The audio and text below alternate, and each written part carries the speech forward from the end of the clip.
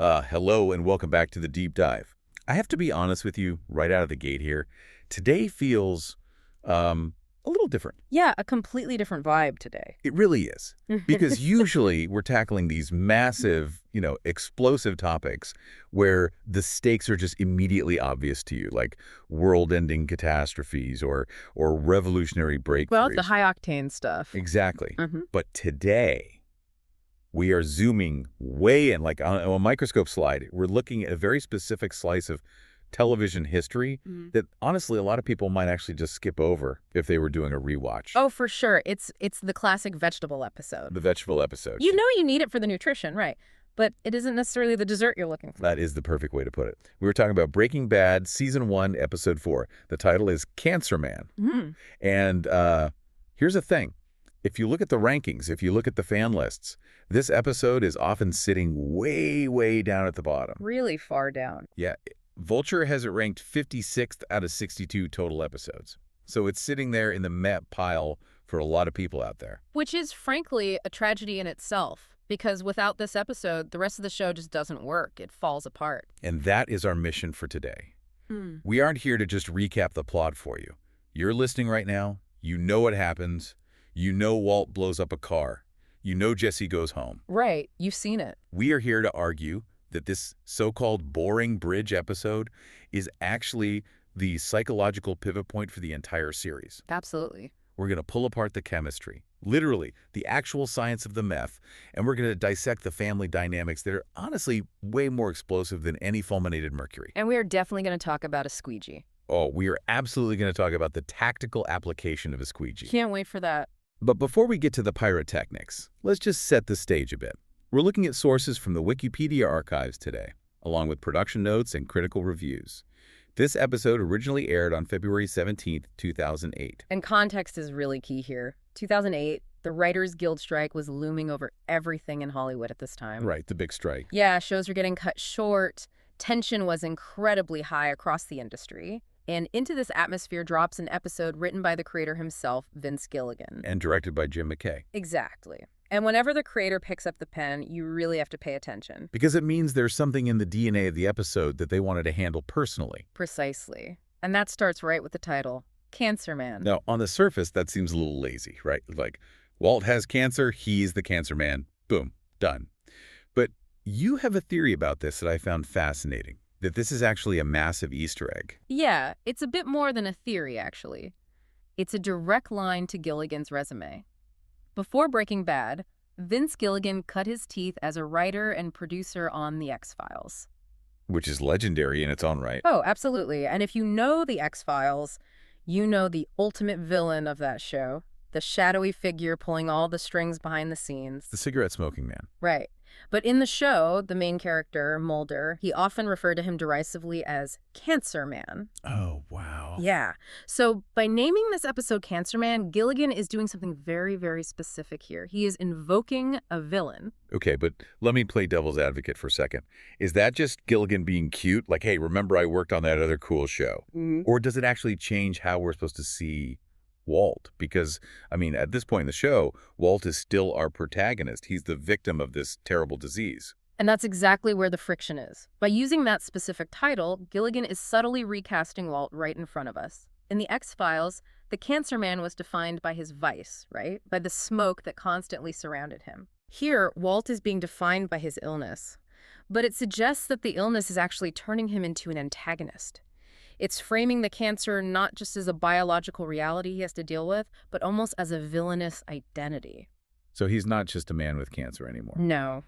He is becoming the Cancer Man. It's a fundamental identity shift. So the title is basically saying, hey, this is the exact moments the bad guy is born. Exactly. It's not the chemistry teacher episode. It's Cancer Man. The humanity is slowly being stripped away by the diagnosis, and what's replacing it is something much colder. Man, that completely changes how you watch it. And speaking of cold, let's shift gears and talk about the law for a second. While Walt is having this quiet identity crisis, we cut over to the DEA office. Hank Schrayer, the man, the myth, the loudmouth. The one and only. He's holding this briefing about the disappearance of Emilio Criyama and Crazy 8. And this whole scene is just a masterclass in dramatic irony. We, the audience, we know exactly where those two are. Yeah. Emilio is currently dissolved in a bathtub in Jesse's hallway. Or, well, was. Yeah, mostly. And Crazy 8 has just been strangled in a basement with a bike lock.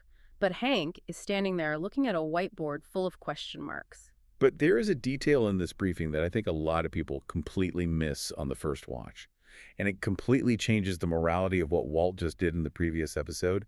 Hank reveals that Crazy 8 wasn't just a mid-level dealer. Nope, he was an informant. Crazy 8 was actively snitching to the DEA.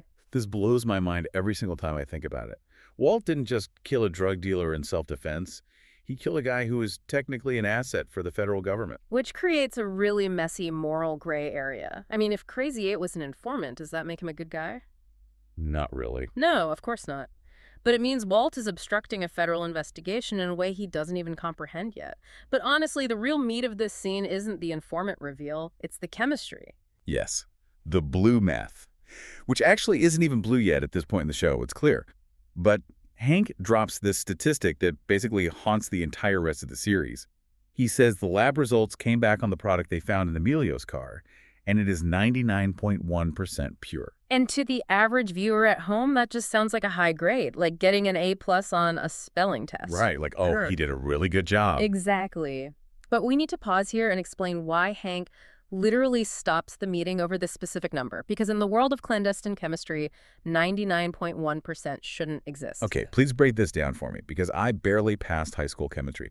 Why is 99.1% so radically different from, say, 96%? I mean, it's just a 3% difference. It is the difference between a go-kart and a Formula One race car. It really is. You have to understand this concept called chirality. The chirality. Yes. Methamphetamine is a chiral molecule. That means it has two forms that are exact mirror images of each other. They're called enantiomers. Think of your hands. Your left hand and your right hand look the same, right? But you can't put a left hand in perfectly onto your right hand. They don't overlap perfectly. Okay, I'm with you. Left hand, right hand. Makes sense. So in meth, one hand, the D-methamphetamine is the stuff that actually interacts with your brain and gets you high. And the other hand. The other hand, the L-methamphetamine is basically useless junk. I mean, it's used legally in over-the-counter nasal inhalers. It just makes your heart race a bit and clears your sinuses. It doesn't give you any euphoria at all. So a normal street cook, usually they're just making a mix of both hands. Exactly. When you cook with the pseudoephedrine method, or especially the P2P method they use later in the show, you usually end up with what's called a racemic mixture. It's basically 50-50, half the good stuff, half the junk. Oh, I see. So the active purity essentially tops out at 50% unless you are an incredibly skilled chemist. So for Hank to see 99.1% on that lab report, it means the cook didn't just mix chemicals in a bucket. It means they actively performed a chiral separation. They isolated the specific molecular structure they wanted, the D-meth, and discarded the rest. wow. And doing that requires industrial knowledge. It requires a level of precision and equipment that you just do not find in some guy's trailer park setup. That is exactly why Hank uses the word kingpin. He assumes it has to be a massive, well-funded organization. Right, he assumes it's a cartel super lab somewhere. He literally cannot conceive that one desperate guy in his tighty-whities in a beat-up RV could achieve chiral purity. It completely breaks his worldview. And that right there is Hank's fatal flaw, isn't it? Mm-hmm. He's looking for a monster. He's looking for a cartel lord, a Scarface type. He isn't looking for a quiet genius. He's looking for the wrong kind of monster entirely. And that blind spot is exactly what allows Walt to operate right under his nose for so long. He's literally sitting at the family dinner table with him. It's a brilliant writing. And while Hank is out hunting this phantom kingpin, we get to see the actual street-level impact of that 99.1% product. Right. We cut over to Jesse Pinkman. Right. He's hanging out with his entourage, Skinny Pete and Combo. Ah, the Greek chorus of the Albuquerque underworld. Exactly. And they are smoking Walt's product. And this is where the episode takes a really hard left turn into psychological horror, because Jesse starts hallucinating. Yeah, and this is a direct consequence of that extreme purity we just talked about. This isn't a relaxed, mellow high. This is severe overstimulation of the nervous system. Jesse creeps up and looks out the peephole of his front door. And in reality, out on the porch, there are two Mormon missionaries standing there. White shirts, black ties, bicycles, literally the least threatening human beings on the planet. But Jesse's brain is completely misfiring from the meth. He projects all of his own guilt and his severe paranoia onto them. He doesn't see friendly Mormons. He sees armed bikers. He sees cartel assassins coming to settle the score for the Crazy Eight and Emilio situation. It is such a brilliant visual representation of a guilty conscience.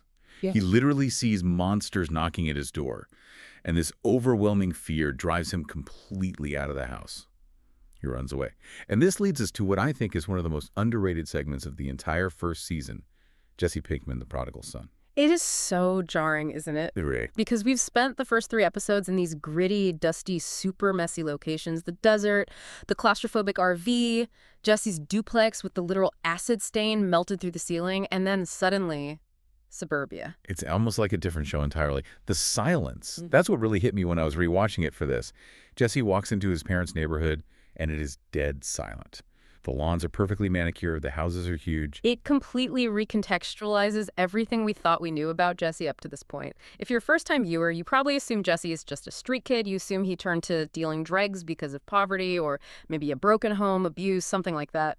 But then he walks into this massive McMansion, and you realize, oh, he's not from the streets at all. Not even a little bit. He's a bored, affluent, suburban kid who broke bad out of pure apathy. He's a tourist. Exactly. He is a tourist in the criminal world. And we see him sneak into his pristine childhood bedroom. He falls asleep for a full day. It's a total regression. He's hiding from the terrifying adult world he just helped create. And then we meet the source of his trauma, I think, the golden child, Jake Pinkman. The little brother. Yeah. He plays the piccolo. He gets straight A's. He is essentially the repository for all of the parents' hopes that Jesse ended up disappointing. And that dinner scene they have is just excruciating to watch. The parents are polite, sure, but there is this massive wall of ice between them and Jesse. They have completely written him off. They clearly don't even want him sitting there. But Jesse tries so hard. That's what's sad. He really tries to bond with Jake. He tries to be the cool big brother giving advice. But then comes the twist. The housekeeper is cleaning, and she finds a joint. The Fall Guy twist? Yeah. It's a classic TV trope, but it works so incredibly well here. The joint is found in Jesse's room. So naturally, the parents assume it's his. They are immediately ready to kick him out again. Their mindset is just, once a junkie, always a junkie. But we know it actually belongs to the perfect brother, Jake. Right. Now, this is the crucial moment. Jesse is holding the joint. He looks at his parents. He looks over at Jake. He could completely destroy Jake's reputation right then and there. He could just point and say, look, your golden boy is getting high. It's his. It would be sweet revenge. It would totally vindicate him. But he doesn't do it. He takes the bullet. Why do you think that is? Is he just a glutton for punishment? I think it's a combination of 2 things. First, it's genuine love. Despite everything, he loves his little brother, and he doesn't want him to fall into the exact same trap he did. He knows that if the parents turn all that intense pressure and disappointment onto Jake, Jake might actually rebel for real and ruin his life. That makes sense. But secondly, and maybe more tragically, I think Jesse has just accepted his role in the family dynamic. He is the villain in their story. It's actually easier for him to just be the bad guy they already expect him to be, rather than try and inevitably fail to be the hero again. Man, that is heartbreaking. It's easier to just wear the black hat. It really is. But then we get the button on the end of that scene. Jesse is outside, standing on the curb, waiting for his taxi. He's accepted his banishment, and Jake comes out to say thank you, and then asks for his joint back. The audacity of that kid. Like, hey, thanks for saving my life in there. Can I have my illegal drugs back now? Right. And Jesse's reaction is what absolutely defines his character for me moving forward. He throws the joint on the ground and just crushes it with his shoe. He stomps on it, and he tells Jake, it's skunk weed anyway. Poor quality. That line is everything. It tells us that Jesse has professional pride. He is currently cooking the purest methamphetamine in North America. He looks at this shriveled little joint, and he is legitimately offended by the quality of the drug, not just the morality of his little brother smoking it. It's like a Michelin star chef looking at a greasy fast food burger. Just, I cannot let you consume this garbage. Precisely. It humanizes him so much, but it also shows us that he is deep in the game. He has standards now. So Jesse's proving he actually has a moral compass, strangely enough. Meanwhile, across town back at the White House, Walter is rapidly losing his. We really have to talk about the family meeting. The barbecue. The truth finally comes out. Walt tells Hank, Marie, and Walt Jr. about the cancer diagnosis. Skylar obviously already knew, but now the whole family knows. And watch Marie in this scene. I know we aren't focusing a ton on her character arc today, but wow. She immediately hijacks the entire moment. She starts crying louder than anyone else. She makes it all about her pain. It's the early seeds of her narcissism showing, absolutely. But the conversation shifts very, very quickly from the emotional shock of, oh my God, you're sick, to the practical reality of how much does it cost to fix this? Enter the true villain of the series, the U.S. healthcare system. Without a doubt. Skylar does some research and finds Dr. Del Cavoli. He is the best. He's the miracle worker oncologist. But of course, he is out of network for Walt's crappy teacher insurance. And the treatment plan, the radiation, the chemotherapy, is going to cost $90,000 up front. And that's in 2008 money, remember? Right. For a high school teacher making maybe $45,000 a year, that is an impossible number. It might as well be $1 billion to them. This perfectly sets up the central conflict of the episode for Walt. Because the irony is, he actually has the money. He has the cash from the Crazy 8 deal sitting right there. But he can't use it. Because he has to launder it, essentially, through a massive lie. He tells the family he is going to borrow from his retirement pension to pay for it. But in reality, we see him go to the air conditioning duct in the house. The imagery there is so on the nose, but I absolutely love it. He hides the dirty drug money inside the literal lungs of the house. Polluting the air his family breathes. It is a perfect, perfect metaphor. But Walt is actually hesitant to spend it on the treatment. He sits at the dinner table, and he makes a very logical, very cold argument to his family. He says, what is the point of spending all this money if I'm going to die anyway and just leave you all with massive, crippling debt? It's a totally utilitarian argument. He's thinking like it's a math equation on a chalkboard, not like a husband or a father. And this coldness completely triggers Walt Jr. And I have to say, Walt Jr. gets a lot of flack from fans for just being the breakfast character. Right, kid is always just eating cereal and complaining about stuff. Yeah, but in this specific scene, he is the MVP, he explodes, he looks right at his dad and says, then why don't you just die already? Die already? Man, it just sucks all the air right out of the room. It is brutal to watch, but it is entirely necessary. It's a total inversion of the classic father-son dynamic. Usually the father teaches the son how to be tough, how to fight through adversity. Here, the teenage son is shaming the father. He is telling Walt that giving up is an act of cowardice, not an act of logic. It shatters Walt's defense mechanism. He realizes in that moment, he can't just quietly fade away to save a few bucks. Oh. His son will actively hate his memory if he does. So now he's trapped. He has to fight. He has to undergo the expensive treatment, which means he has to use the drug money, which means he has to keep breaking bad to get more. But all this pressure building up inside him, his son screaming at him, the massive medical debt, the literal cancer eating his lungs, it builds up this intense rage in him. And he desperately needs a target to let it out. Yeah. Enter Ken. Ken, the Ken wins guy. We have all met a Ken in real life. Oh, absolutely we have. And the writers did such a great job of making him instantly loathsome with zero dialogue at first. He literally just swoops in and steals Walt's parking spot at the credit union. And then inside the bank. Yeah. The Bluetooth headset. The glowing blue earpiece. In 2008, that was the universal, undisputed symbol of, I am self-important and highly annoying. He's standing in line having this incredibly loud conversation about his bonuses and conquering the corporate world, completely ignoring everyone around him. He represents everything Walt isn't.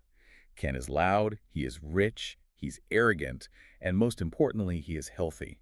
Walt is quiet, poor, deeply insecure, and dying. So the universe, in its twisted way, brings them together again. Later in the episode, Walt is driving. He has this awful coughing fit. He actually coughs up blood onto his hand. The reality of his impending death is literally staring him in the face. He pulls into a gas station to clean up. And who pulls up to the pump right next to him? Ken.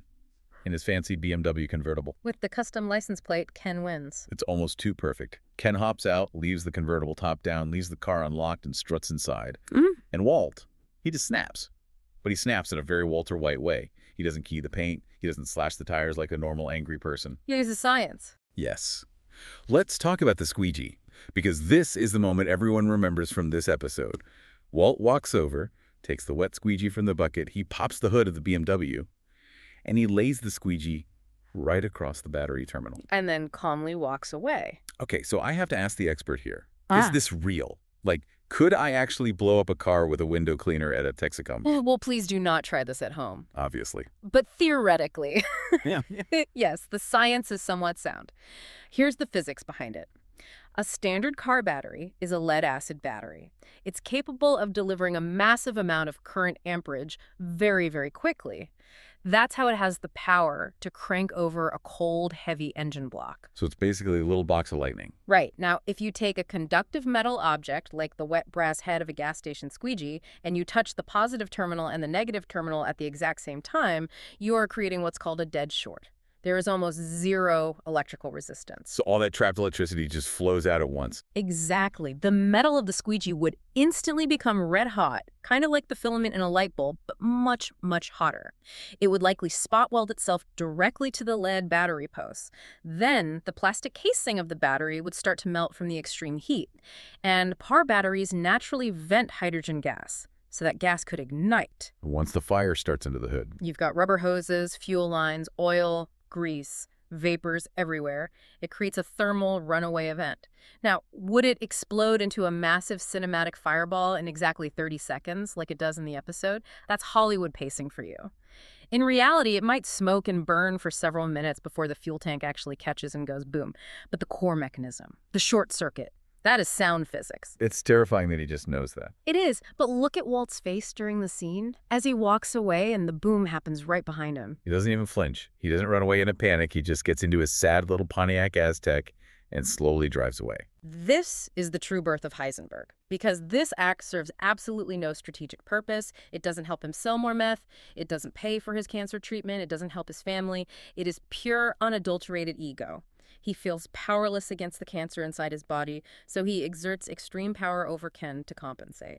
It's the very first time he realizes, hey, I can actually hurt the world back. And the really dark part is, he likes it. He definitely likes it. Now, these two storylines, Jesse's exile from his family and Walt's escalating rage, they do intersect briefly at the end of the episode. Jesse actually shows up at Walt's house. Because he has literally nowhere else to go. He sleeps in his crappy lowrider, and then he comes crawling back to Walt. And he actually brings good news, technically speaking. He says his friend Skinny Pete knows a guy who we later learn is Tuco, though he isn't named quite yet, who will pay top dollar for their high-quality meth. And Walt just coldly kicks him out. He is furious at the intrusion. He rejects Jesse completely. And this connects right back to Jesse's character arc we discussed before Jesse leaves the driveway. He hands Walt $4,000 in cash. Which is the profit from their last cook together. Think about the integrity of that for a second. Jesse has just been completely disowned by his wealthy parents. He is functionally homeless, sleeping in a car, and he has just been insulted and rejected by Walt. He easily could have just kept that $4,000. He desperately needs it. But he pays Walt his exact half anyway. Again, the moral compass is there. He is a criminal, but he is a surprisingly honest criminal. Unlike Walt, who is supposedly a law-abiding, upstanding citizen, but is currently lying to every single person he claims to love. Such a great contrast. The episode finally wraps up with a medical update. Dr. Del Cavoli confirms the worst. The cancer has officially spread to the lymph nodes. And this is really important context for the medical drama side of the show. Once cancer hits the lymph nodes, it's not just a localized tumor anymore. It's a full-scale invasion. The lymphatic system is basically the highway of the human body. If the cancer is in there, it can easily travel anywhere else. It moves his diagnosis from bad to catastrophic. But Del Cavoli still offers them a sliver of hope. He says treatment is still possible. And that hope is the ultimate trap for Walt. If there was absolutely zero hope, Walt could just give up and die peacefully. But because there is a statistical chance of survival, he is obligated to try, especially after Walt Jr.'s speech. And because he's obligated to try, he needs the $90,000. And because he needs the money. He is pulled right back into the meth business. The door just slams shut behind him. It is a brilliant tragedy of circumstances. So let's zoom out a bit here as we wrap up. We talked at the beginning about how this episode gets a pretty meh reception from a lot of fans. I was looking at the reviews. Seth Hamilton at IGN gave it an 8.6, calling it subversive, which is solid. But Donna Bowman at the AV Club gave it a B-. Why do you think there's such a lukewarm reaction to this specific hour of TV? I think it's mainly because it denies the audience that immediate adrenaline sugar rush. Think about what came right before this. We had the pilot, which was pure chaos. We had the dissolving body falling through the ceiling in episode 2. We had the brutal strangulation with the bike lock in episode 3. This episode is quiet. It's about paying medical bills and sitting through awkward family dinners. It feels a lot like real life. And people generally don't watch premium cable television for real life, right? They watch it to escape. Exactly. But looking back at the series as a whole, this episode is the foundation. Without the specific $90,000 figure established right here, the rest of the show makes zero sense. We have to deeply feel the crushing weight of that medical debt to understand why Walt stays in the game later on, even when things get insanely dangerous. It's the why. This episode answers the core question of why. And it massively deepens the characters. If Jesse was just a one-dimensional street junkie, we wouldn't care about him for 5 seasons. But because of Cancer Man, we know he's a tragic, rejected figure. If Walt was just a cool badass from day one, we wouldn't relate to him. Because of this episode, we know he is terrified and financially drowning. Before we close up completely, I do want to hit on the music. Because Breaking Bad's music supervision is absolutely legendary. Oh, top tier. Thomas Golubic is the music supervisor, and his choices are always telling a parallel story. In this episode, we hear the song Didn't I by Durando. That's that really smooth falsetto soul track. It plays when Jesse is dealing with the joint, right? Yeah, exactly, as he's standing outside waiting for the cab to take him away. The lyrics of the chorus are literally, "Didn't I treat you right? Didn't I do the best I could?" It is playing over Jesse being kicked out by his parents. It is functioning as his internal monologue in that moment. He treated his little brother right. He did the best he could to protect him, and he still lost everything. Wow, that is heartbreaking. I never caught that specific lyric connection before. It creates this deeply soulful, melancholic vibe that just elevates the whole scene from a standard plot point to a really profound character study. And quickly, we have to shout out the actor who played Ken, Kyle Bornheimer. Oh, the face you just love to hate. He really has made a whole career out of playing that exact guy, the overconfident, slightly incompetent, deeply annoying guy in a suit. Casting him was a stroke of absolute genius, because you need someone who is annoying enough to justify Walt blowing up a very expensive car, but not evil enough to actually deserve it. Think about it. If Ken was a neo-Nazi or a murderer, Walt would look like an action hero for blowing up his car. But because Ken is just a loudmouthed jerk, Walt looks like a petty psychopath. It's a very fine line to walk. That is the perfect summary of the whole episode, honestly. Yeah. It balances right on that fine line. Yeah. So let's bring this home. What is the big takeaway here? If you're sitting at a bar and someone brings up the Cancer Man episode, what is the deep dive insight you're giving them? It is the divergence point. Imagine 2 lines on a graph. This is the exact episode where they cross paths. Jesse is slowly moving up, morally speaking. He's showing loyalty to his partner, sacrifice for his brother, and professional standards. Walt is moving rapidly down. He's showing deception to his wife, unchecked rage, and a capacity for random destruction. And the truly scary part is, they are both doing it for the exact same reason: family. Jesse sacrifices his own standing to save his brother's innocence. Walt sacrifices his core morality to save his family's finances. They are dark mirror images of each other. And here's the final thought I want to leave you with today as you go about your week. We always talk about Walt doing it for his family. He says it constantly throughout the show. I need the $90,000 for the treatment. It's for my family. But I want you to look at the Ken scene at the gas station one more time. No one was watching him. No one paid him to do it. Blowing up the BMW did absolutely nothing to save his life or feed his kids. It was purely for him. Exactly. So the real question this episode asks us is this: is Walter White fighting the cancer to extend his life? Or is he blowing up cars because, for the very first time in 50 years, he finally feels alive? I think the squeegee answers that question loud and clear. He is addicted to the power, not the outcome. And that addiction is going to be way harder to kick than any blue meth. Thank you so much for joining us on this deep dive. Always a pleasure to break it down with you. We will see you all next time. Keep diving.